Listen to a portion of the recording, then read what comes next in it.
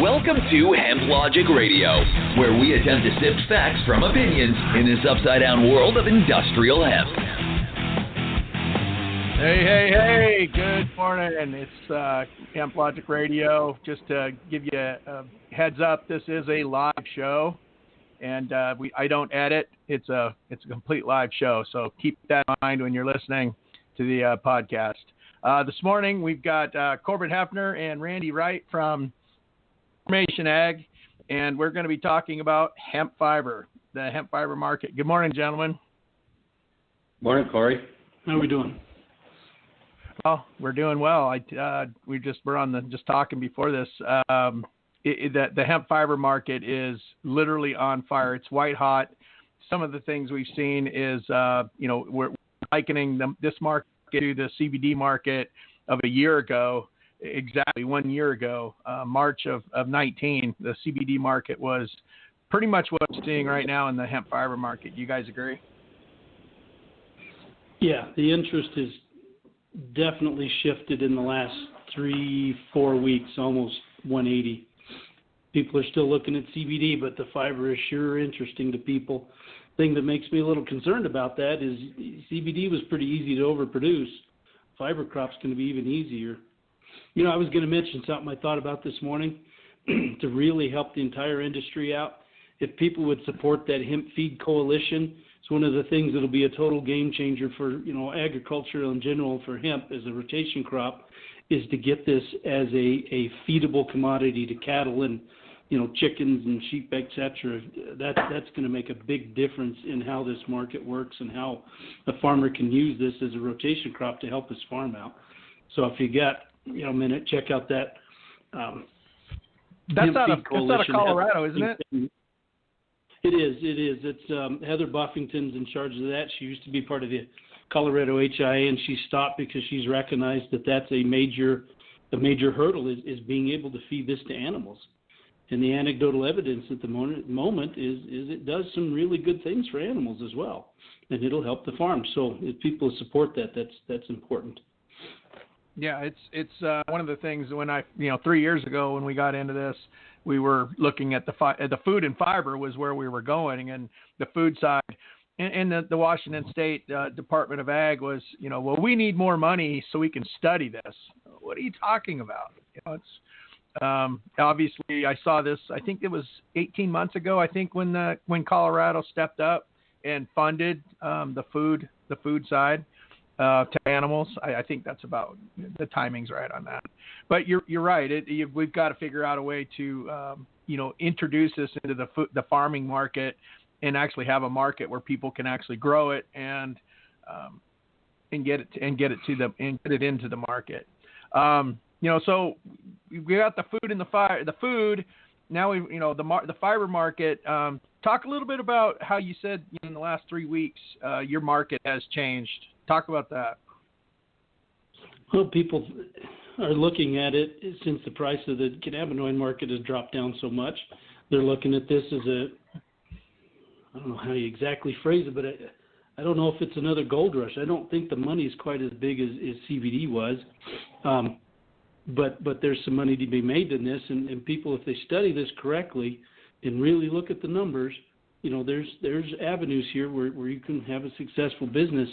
They got to realize some things. I mean, we make equipment where we can go in and do the proverbial tri-crop, where we can get grain and flour and fiber. But if your in use is a true fiber application where you really need good tensile strength, if you're going to make really nice fabrics, you're not going to take that crop all the way to the end, meaning to seed. You're going to harvest it way before it flowers. So that you've got to be aware of these different conditions and what your end goals are in mind. You just aren't going to be able to plant it and harvest it and think it's going to be the one-size-fits-all. It's just not going to be practical. There's pluses and minuses with everything, right? Corey, we were talking about. I'm sorry. We were talking about how things have shifted a little bit, and over the last month on our website, our data has shown literally what Corbett said, that the numbers have turned 180. I would say we were about 10% discussions about decorticators last year, and the rest was processing or harvesting and processing. Now this year it's turned around the other way. It's about 10% harvesting right now, and the rest of us decorticators, there's a lot of interest in decorticating, right, and processing too. Processing being cleaning seed, cleaning flour and stalk out of seed, in preparation for extraction, or in the case of the grain and fiber market, getting that grain cleaned before you dehull it, because you don't want stems in your dehulled product that you're going to sell. It's still a food grade product. You have to be aware that this is somebody's going to consume. And, if you're in the instance of hemp hearts, you got to remember, it's not like you're making flour for bread. There is no kill step, right? When you bake bread, you kill anything. Hemp oil and hemp hearts, there isn't. So you have to be very, very aware of how you're farming this and have food safety in mind. Have your good management practices in place and use them.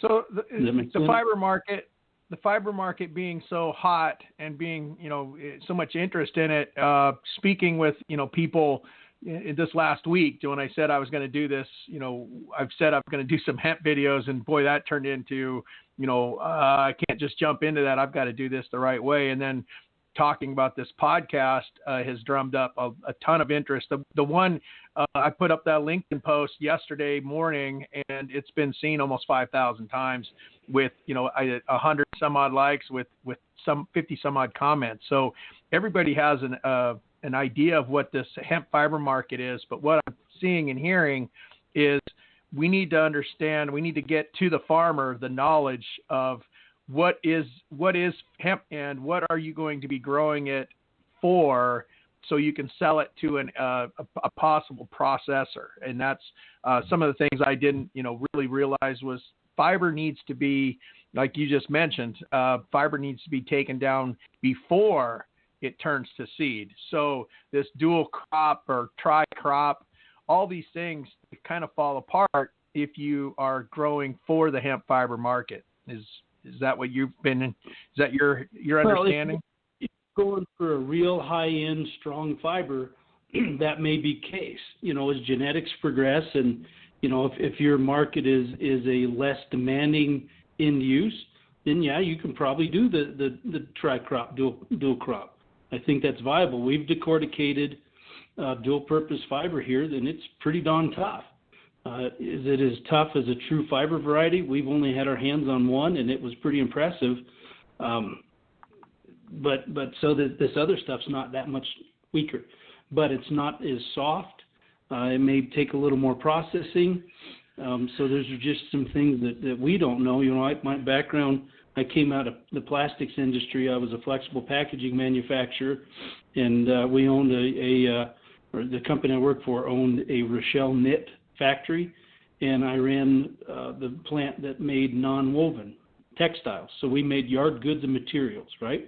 Then I cut that up and made it into bags. So we put our hands on these textiles, on these fibers, and we know what it takes to make a filament that will go through a machine to make a yard good of something, whatever it is, whether it's open mesh, hay bale netting, yard goods for clothing. Those all have their own unique demands for the tensile strength of the fiber, the size of that fiber, so that you can actually run it through a machine and make it work. It's nothing worse than setting up a machine to run 24 hours a day, and every time an individual strand breaks, it's a defect in your fabric. So that's something that's like, was it you or somebody else asked me earlier today, how do you cut this stuff down? I said, well, don't use a hay binder or a rotary mower, because every time a blade comes around and impacts the stalk, it's going to be the potential for damage. I'm not going to say it is, but everything we put our hands on, you can see where it's been hit by a blade when it was rotary mowed, okay? So those are things you have to be aware of before you just go in there. I've said it before, just because you can do something doesn't mean you should. I think the next step beyond that is that it would be better to use a round baler than a square baler for the same reason. The round baler is not going to damage the product, not going to damage the stalks like the square baler might. And then I think, Randy, that we have to address. So let's take a farmer with 100 acres. Farmer with 100 acres plants, 25 pounds an acre because he's growing for fiber, and in his mind he's maybe pulled some varieties out of Canada. They're going to be 7-8 feet tall, and he's going to come in and he's going to raise his header on his combine, and his thought process is that he's going to dual crop this. So he goes in and he cuts the top 3 feet off, runs that through his combine, and then comes back through and either swaths or sickle bar his fiber and windrow that, and then, puts it in bales. Well, what are you going to do with that? You've got, hemp bales. I've gotten at least 2 requests this week. I'm in Wednesday, and I've already gotten 2 requests looking for 150 ton of fiber. What does that what does that mean? You're going to have to explain this. What exactly are you looking for? One, I had a request this morning talking about CBD fiber, which of course everybody just thinks that they can just take the CBD stalk and run it through a decorticator and make T-shirts out of it. This is some of the myths that we have to start breaking and start educating in this industry. Yeah, we see a definite difference between a CBD variety, tensile strength of the fiber, and a grain variety, dual-purpose variety, and then a true fiber crop. That tensile strength of those CBD stalks is less than half. It doesn't make great hurd. I think one of the big things, there's a couple things. When you take a Christmas tree grown, horticultural grown CBD stalk, number one, it gets cut, if they're doing a hang drying deal, that crop never gets retted. It begins the process of breaking the lignins down that bind the fiber to the hurd, and it takes multiple passes through a machine to break it down, at least if you're going after long line fiber. The second problem is every place there's a branch or a node off of that main stem and then off of the subsequent stems or branches is a weak spot. It's just like fishing line. If you take a piece of fishing line that's 5 pounds test and you pull on it, it'll break at 5 pounds. Tie one overhand knot in that fishing line and see what happens. It'll break it half a pound, 1 pound, because it's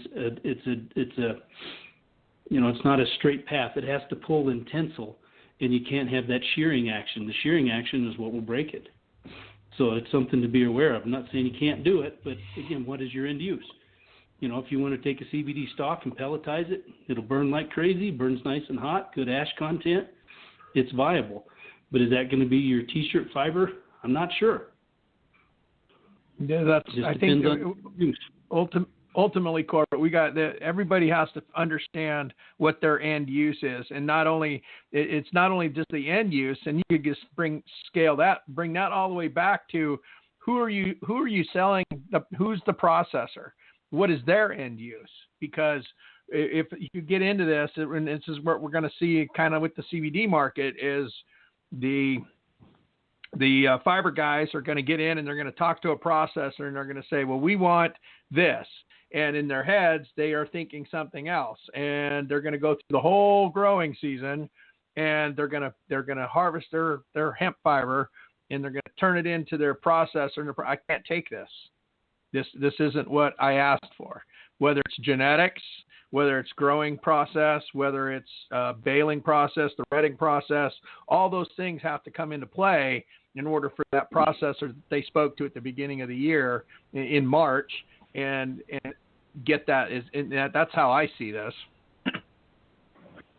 Well, it's all going to come down to a standard. If somebody's going to consume that fiber, they're going to want to know what its specifications are. It's going to have a weight. It's going to have a tensile strength. It's going to have perhaps a color. Perhaps, the list goes on and on. Just depends on what you want to do with it.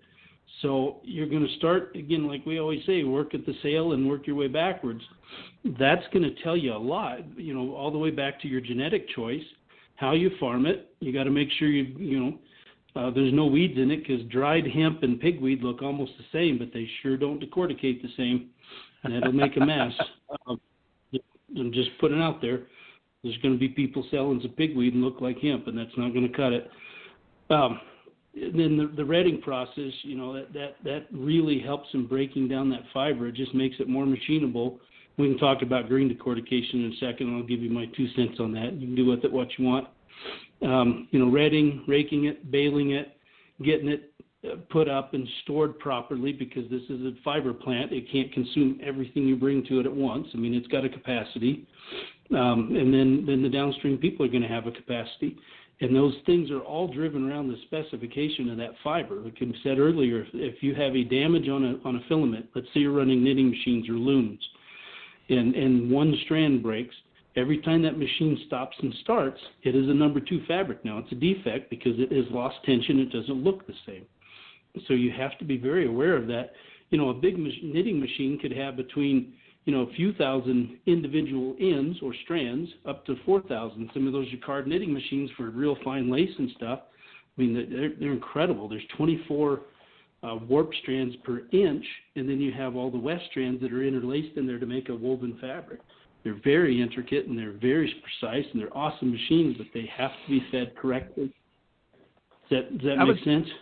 Oh, I was in a back in another life. I was doing a synthetic grass, and we went to the factory in Georgia, and where they made it was carpet, and same thing.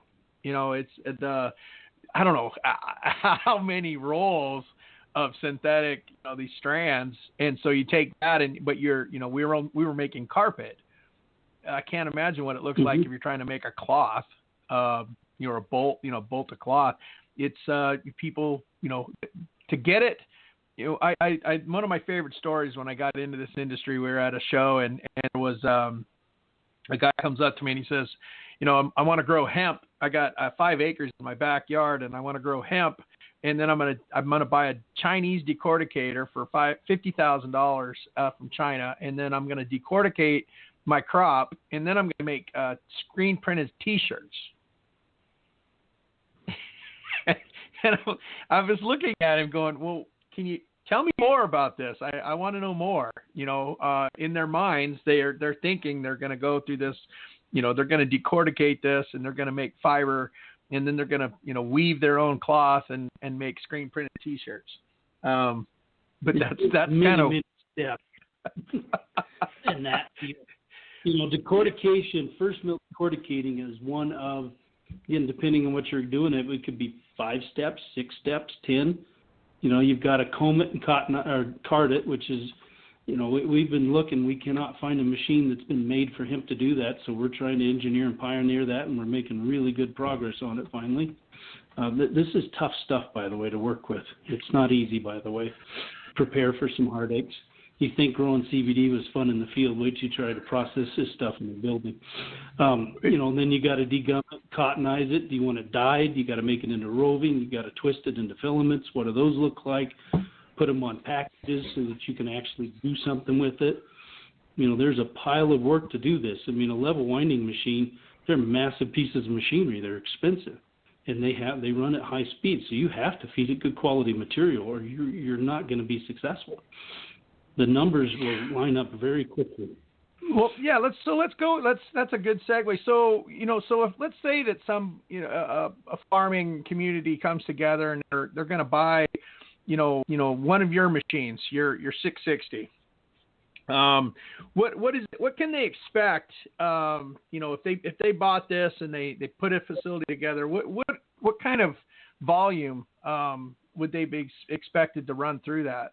Can you talk a little bit about on that process?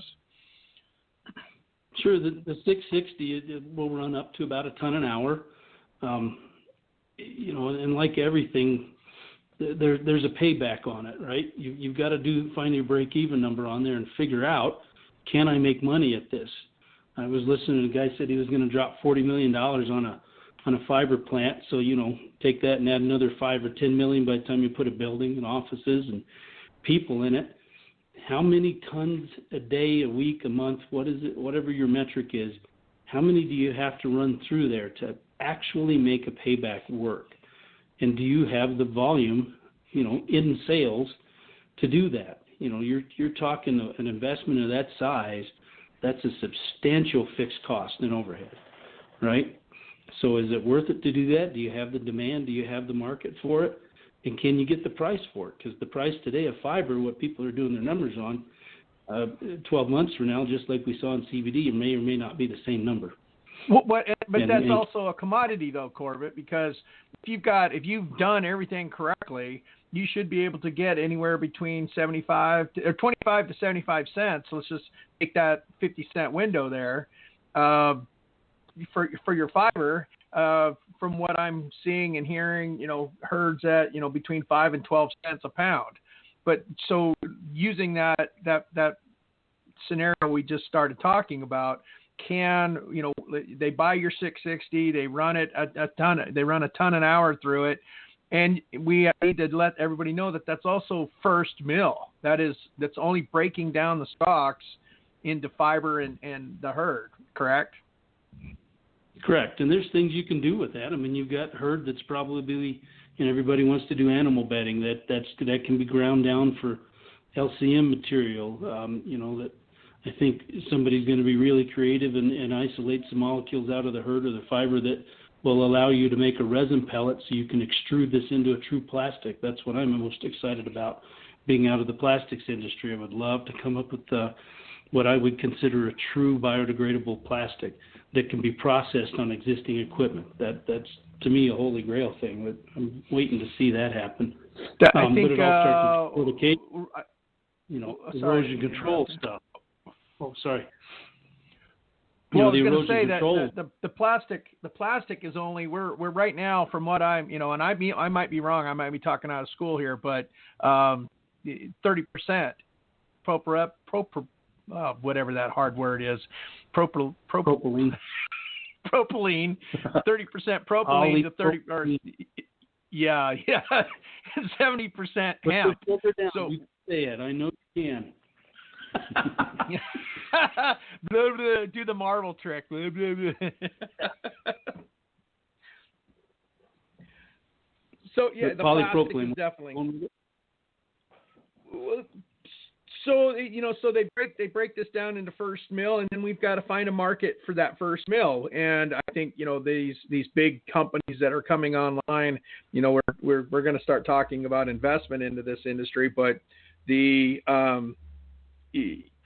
this small entity breaks his fibers down into first mill, but they still have to find where are you taking all this? Where's it going? These are financial numbers that need to be figured out before everybody jumps in.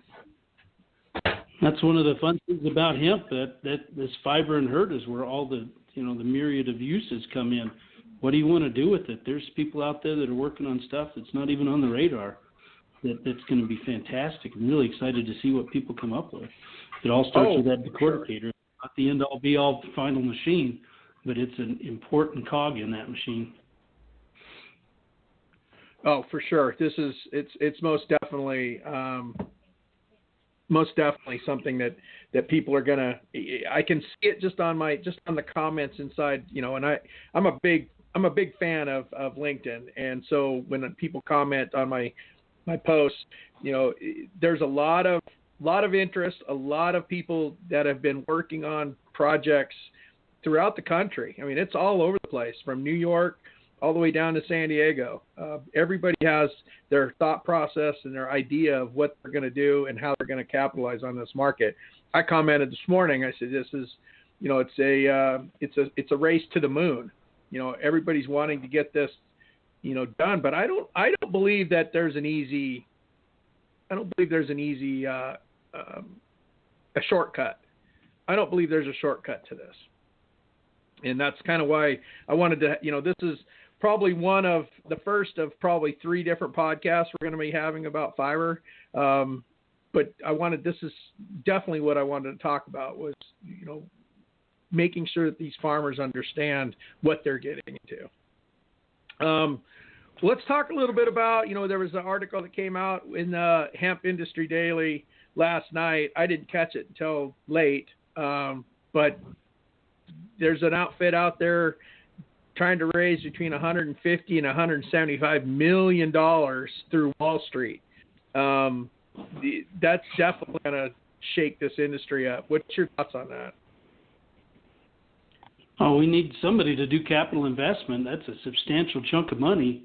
It just, you got to do the math on it and make sure you can recover it. But I think it's doable. It's just going to take a lot of effort, and we need that investment because that's what's going to keep driving the market and build it so that farmers can plant hundreds and thousands of acres instead of 20, and that's going to definitely help. So you need investment. It's just got to be well thought out, planned, and targeted, and I think you'll be all right. But just for the sake of raising money, I'm not sure if that's who knows what the plan is. We'll have to see what. Like Corbett, I know you and I have been friends now three plus years, and my struggles that I've gone through trying to raise money for the hemp, the fiber side, and it's it gets really frustrating. I'm not a big fan of money guys, and I get probably one or two money guys a week trying to figure out, hey, I want to be involved in what you got going on. No, you don't. You say you do, but you don't.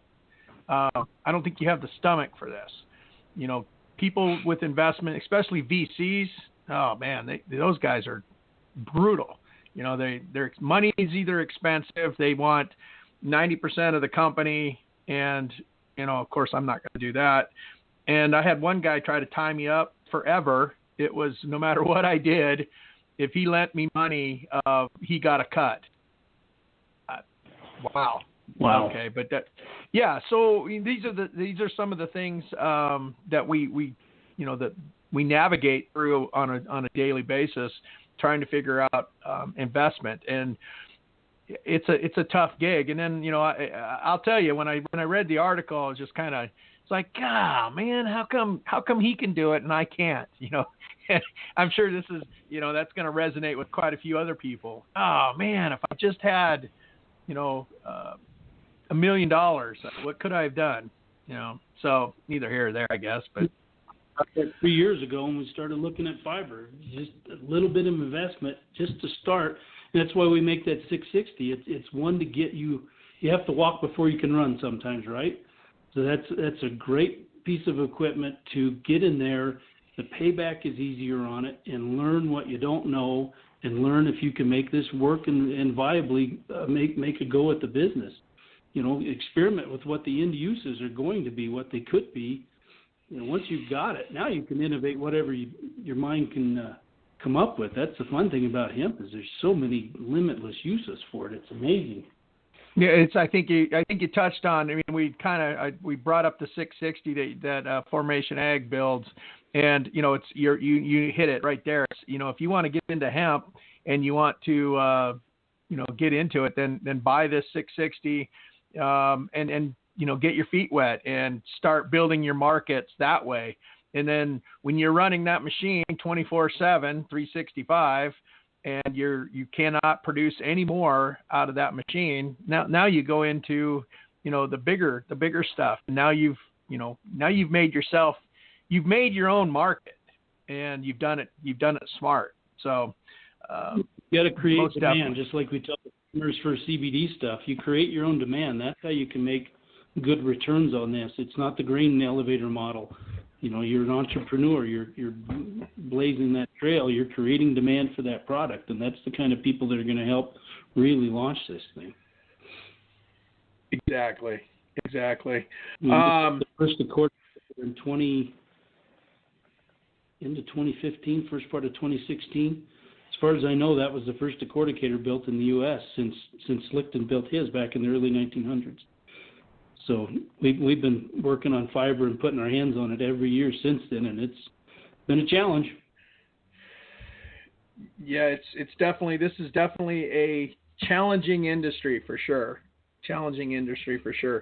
So what other kinds of things are you seeing? You and I talked a week or so ago, and you're on the road. I take it you're back now in the office. What are you seeing out there, Corbett? What are you guys, what are you seeing out there on the circuit? Well, the interest is definitely high. The entrepreneurial spirit is high. People are really looking at it, and that's exactly what you want, is that kind of people doing it. I still see the oil market is being very viable. People are really starting, since that's kind of turned the other way, that they're investigating grain and oil and protein cake, and then the fiber, all the other uses of this. This is But I think people are starting to realize this is a good rotation crop. It's not the end-all, be-all, I'm going to retire at the end of the year thing like they thought it was, a year or two ago. I'm really glad to see that because we want farmers to make money. They need to. Well, hey, that's the whole point of this, is that the farmer needs to understand that this is a viable product. It's just going to take time. It's just not something you just plug in, and you have to understand what exactly you're growing, how you're going to harvest it, and get it to a market. Whether that's building your own market, chasing down. You have to have a little bit of a sales streak in you to do this. So. Most definitely. Well, I've got one caller on the phone here. If you guys can hang on just a second, let's bring in a caller and see what he has to say. Hang on just a second, guys.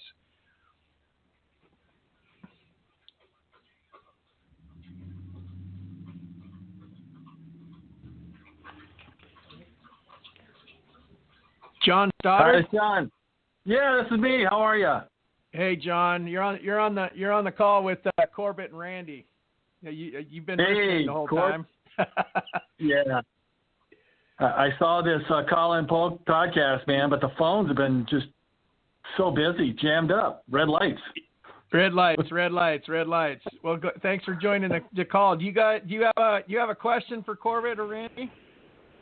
Yeah, I think more of a question than just kind of business economics. I mean, what I'd like to see before anybody starts planting a bunch of fiber in the ground is actually customers asking for it, wanting to buy it. I mean, I work on the board of advisor for Hemp Exchange, and we see a lot of product listed on there. It's not moving very fast, but we're also looking for industries where there's pull-through, meaning customers actually want the product, and there are customers out there, Patagonia, there's some Japanese firms, and there's European firms, but it's not at the level where, it's going to make sense to put $100 million in,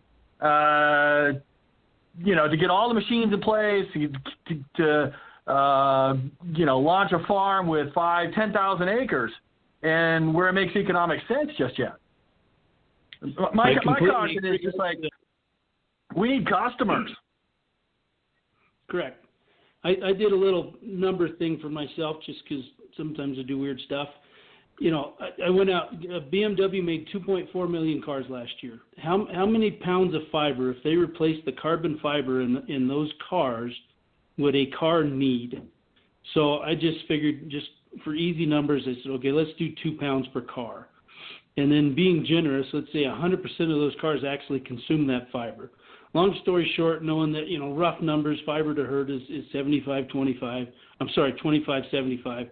I came up with if you put 2 pounds of hemp fiber in every single car at a very conservative yield per acre of 5,000 pounds, I think I came up to 480 acres of hemp. So, like you just said, that's one farmer in Wilcox, Arizona, can handle all of BMW. Now, I might be way off in that. Maybe it's 100 pounds of fiber. I don't know. I was just doing a what if to see what kind of scale, what kind of scope would it take to get into that market. And maybe I'm way off. Maybe it's 10,000 acres. I don't know. But using that math and that logic, what would somebody need to target? Does that seem like a reasonable thing? That's just what you're saying. You got to do the math. You need to have pull-through customers, create demand for it, and I think people can create demand.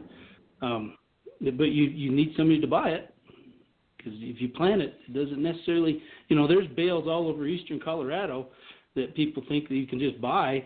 But then I asked the question, what is in that bale? I mean, I had somebody bring me a picture of a huge stack of bales, and they were white and black, and white and black is a spiral, right?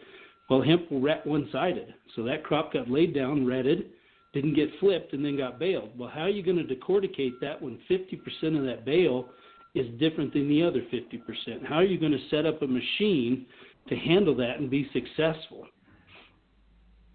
So you got to figure out how to... it almost has to be, the whole process decortication machine has to be on the farm, and everything happens there almost in real time. That's why we build a mobile if people want. Hemp is not that heavy, especially stuff that's grown in the plains. In this direction, but it's substantially lighter than products that are grown on the East Coast. So it makes more sense to move a machine to a stack of 10,000 bales than 10,000 bales to a plant, knowing that you're not going to weight out a truck. You'll cube out a flatbed, but you won't weight them out. In other words, your freight cost is going to be high. So you have a distance that you can transport those before, there's going to be a distance where you can't transport them because your freight costs will be sure. advantage.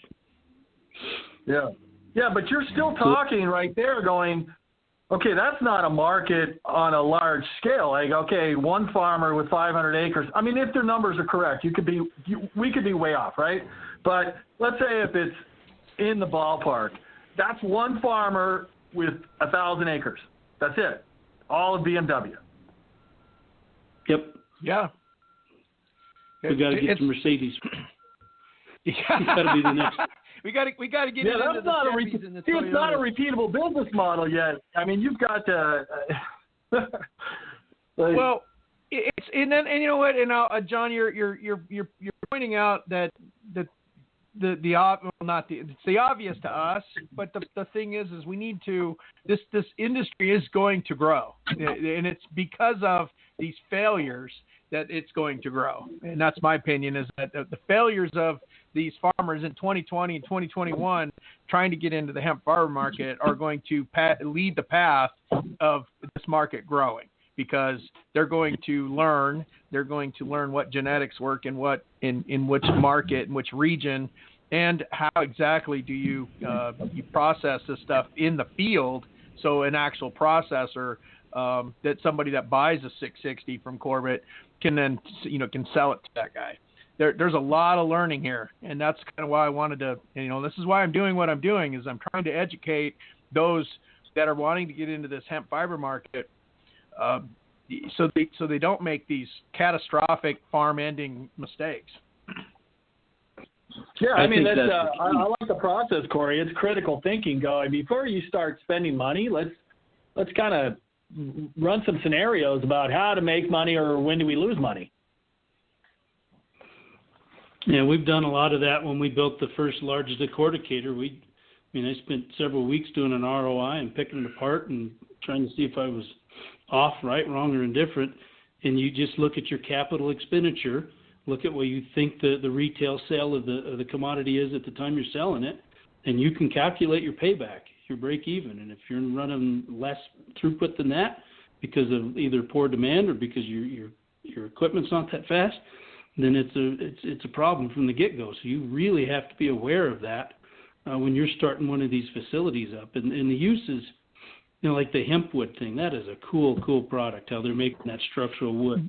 You get the scale. You said the Hemp Feed Coalition getting grain in there. Well, now you can take that byproduct. Like we talked to a customer that has a particle board factory. We did the math for him. That's where you start getting into scale. Can you make a particle board out of decorticated hemp? And he thinks he can. That's pretty good volume. That's cool. That's really, so, Corey, I got a question before that.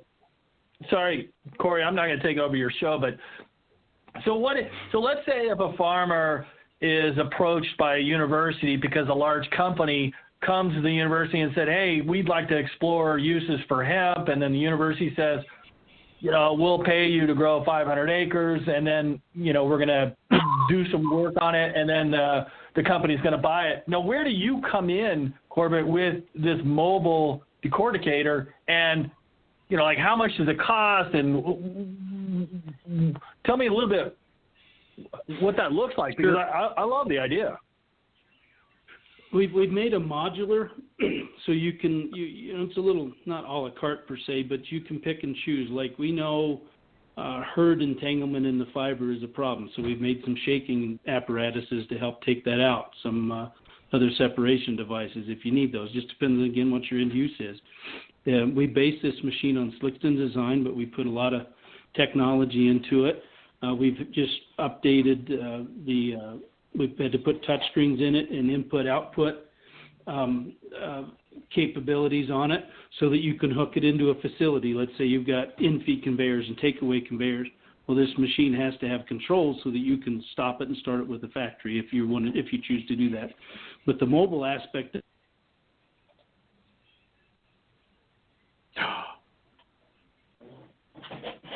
Hello? Oh, I dropped Corbett. Corbett just he was on a roll too. He's like, well, I don't get. You know what? I don't get to say. Doesn't realize. Yeah. I don't get to say I've got 2 episodes under my belt with no hiccups. So I'm sure he'll call back in, but. You dropped off. He's texting me. Oh, he was on a roll too. Dang it. Oh boy. Well, I think that's the beauty. I do believe that's the beauty of doing a live show. I don't believe that editing stuff is it just doesn't work. I like this live. Yeah, you guys do both, but yeah. It's weird. He got. Go ahead. Where is he, on the farm or what? Oh no, Corbett's at his shop. Oh yeah. So I'm curious to what he thinks about one of these markets, whether it's textiles, bioplastics, or hempcrete, has the best chance of taking off the first. I mean, I know there's those guys out of Idaho, Hemptexture. I don't know them personally, know the company, but it seems like they are making some really good traction, and how their business model is set up. I mean, they're not going to make the hemp, grow the hemp, do any of that. They're just licensing the technology and going around the country selling this process or licensing the process to these large contractors. That's the cool part about this industry is that there's guys like that are all over the place. All right, Corbett just popped back in. Hang on just a second. That's a good question to ask him. Yeah, Corbin. Oh, hold on. Oh, there he is. Boy, you just fell off, bud. It's my fault. I pushed the wrong button. Oh, yeah, Randy. Dude. Send him home without pay, Corbett. Send him home without pay. So many people calling us to order decordicators, Corey. I was trying to get rid of that call, and I accidentally got rid of the wrong one. He's going on a cruise. Hey, Corbin, I kind of changed Corbin, I kind of changed the question a little bit. And I was talking about, I asked Corey about, which industry, there's bioplastic textiles or, pet cat litter, and there's hempcrete.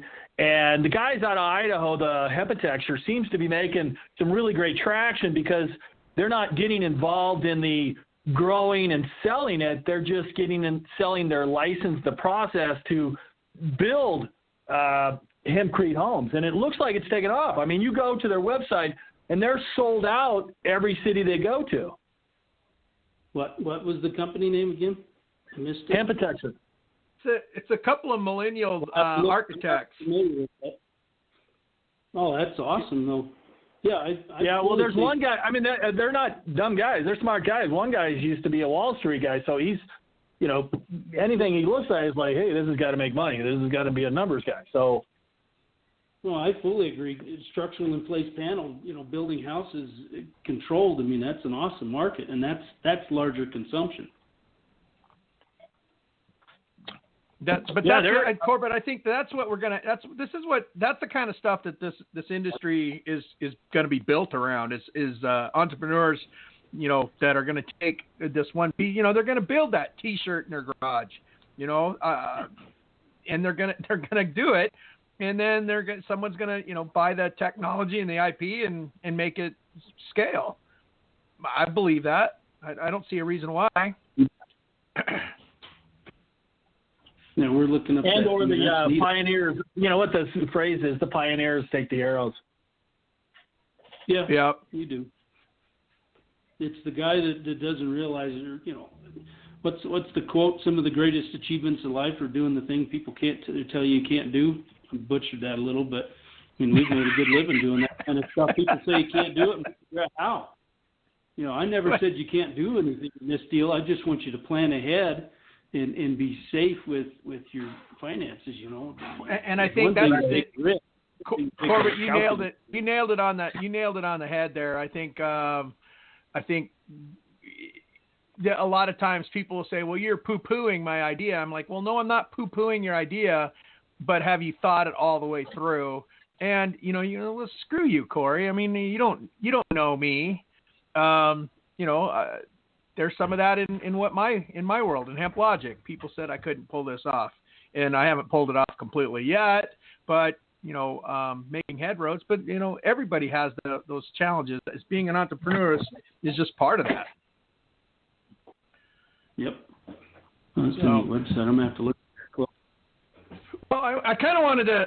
Can I go back to that process and you going out to a farm and what it costs the farmer or who pays it? Or are you doing a split or all that process? Because John, I got this is the first one of probably, it looks like 3. So most definitely, we can have that discussion. I'm running out of time. Most definitely. I got 2 more at least on this hemp fiber market. So that'll be definitely a good question to come back in and ask, because it's a viable question. One of the things I wanted to just touch on, guys, real fast, and if you're listening to this, it's been 45 minutes. If you're still here, I just kind of wanted to let you know, Corbett and I are friends. Formation Ag has been an integral part of what HempLogic is doing and has been doing. And, he's coming on this podcast, and he's pointing out, there's holes in this market, and he's doing that because, and cut me off, Corbett, if I'm going the wrong direction here, but, he's just not out here trying to sell equipment. He's never been that way. It's always been, what's good for the industry itself. And so him and Randy coming on, talking about this and pointing out, definite holes in this market and in this industry says a lot about his character and the company that he's built. So I wanted to point that out. No, we go around and speak. All of us do now. And I start usually if I'm going out and talking about harvesting, I'm just showing you some things here to get you to think differently than what you thought when you came in. Just some thought-provoking ways of how to farm this crop, how you can be successful at it, how you can do the math and realize that it's like I said it before, it's a rotation. You can farm it, plant and fiber. You can do it just like you do grain. Up until the time you harvest it will be a little different. But, we want the industry to go. We're vested in it. This is all we do is hemp equipment. And we may not have all the answers, but we sure been working hard to help people innovate and come up with some solutions. I mean, the progress that has been made in this industry in the last 4 years is really mind-boggling. If you look at ag in general and equipment and genetics, et cetera, from top to bottom, what people in the industry, not just us, have accomplished is really nothing short of impressive. I hope people realize that. It's maybe not so much poking holes. We're just trying to get you to think a little different, ask a few more questions to make sure that you're doing a good business decision so that you have a good shot at being successful, because we want farmers and entrepreneurs to be successful. That's the backbone of the country, isn't it? Well, exactly. I want people to understand. We want the farmers and these other entities to buy your 660 and then get into the Genesis. We want them to grow these things, but we want to do it smart. So, well, that being said, guys, let's call this a show. And once again, we've had Corbett and Randy from Formation Ag. It's formation-ag.com. Is that right, guys? Did I do that right? Correct. Okay, I nailed it.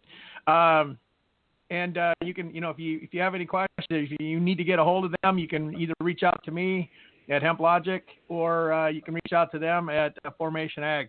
guys, thank you so much for jumping on. John, thank you for coming on and asking some really great questions. I think we want to take some of those questions and pull them out to the next episode for sure. Yeah, I think it'd be exciting, man. Let's kind of just flesh these out. Right on. All right, Matty. Thank you, and I'll talk to you later, John. Cheers, man. Thanks. All right, guys. You guys, thank you so much for coming on and spending an hour with me. Randy, good job in hanging up the phone. That's everybody. Hey, you got my best talent. Everybody needs a sidekick, and Corbett's got his. That's great. Yeah, we'll talk offline, Corey. That's awesome that you did that. Love you, man. You guys are great, man. You have a great rest of your day, okay? Thanks, Corey. You too. All right, bye. See you guys later. All right, guys.